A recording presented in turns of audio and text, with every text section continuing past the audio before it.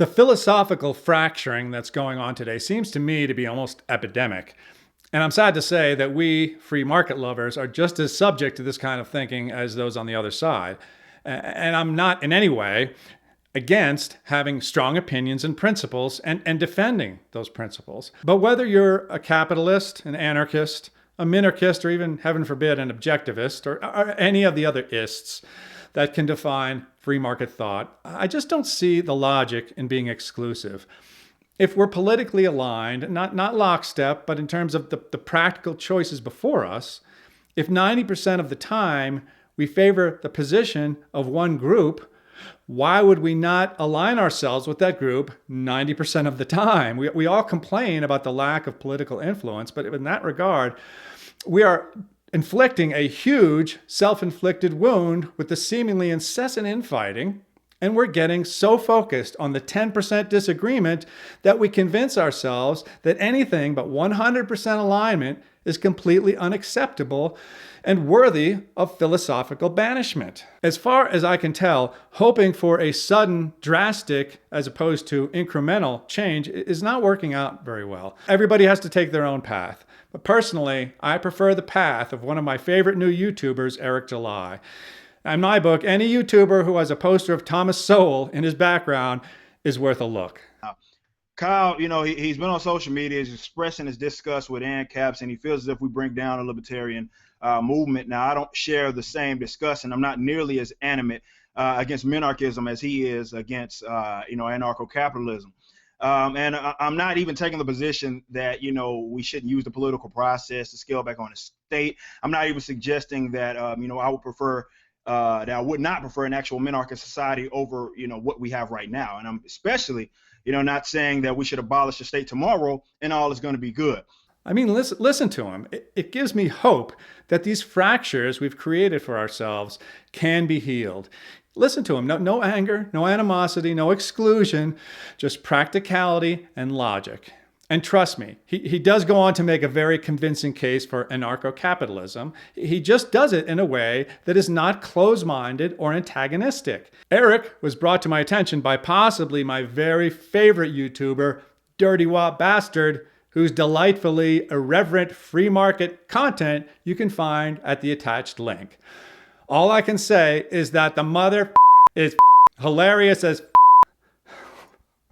Both Eric and DWB are anarcho-capitalists who believe that the entire apparatus of government should be completely dismantled.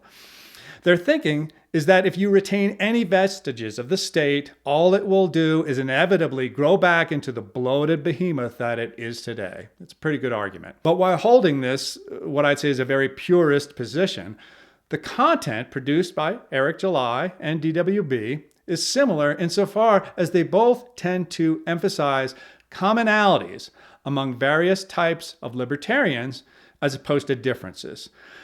So how does Eric, as a libertarian, remain inclusive? As far as I can tell, he does this in two primary ways. Number one, he focuses most of his content and discussion on areas of agreement with other free market lovers. He talks about the entertainers, who we all hate, the government overreach, which we all hate, race hucksterism, woke ideology, unnecessary international interventionism. As you can see, he focuses his discussions on areas of agreement. And although he doesn't shy away from them, he tends to de-emphasize areas of disagreement. Say, for example, with minarchists. Now, minarchists believe that a state should exist, probably 95% smaller than it is now, but they believe that protection from physical aggression and theft must be an absolute right enforced by society as a whole, which means government. Now, this is a position that anarcho-capitalists like Eric strongly disagree with. But when he takes on areas of disagreement, it's generally in a constructive and respectful way. Generally, not always. There are lots of YouTubers out there who seem absolutely unable to reach any common ground at all, even with people with whom they are 95% aligned. Howdy, Larkin Rose here. I thought I'd do a quick video about an argument I see now and then, not from statists in general, but coming from minarchists and the people who are so close to all the way understanding the reality of the situation, but just don't want to give up that last little bit of residual statist indoctrination in their heads.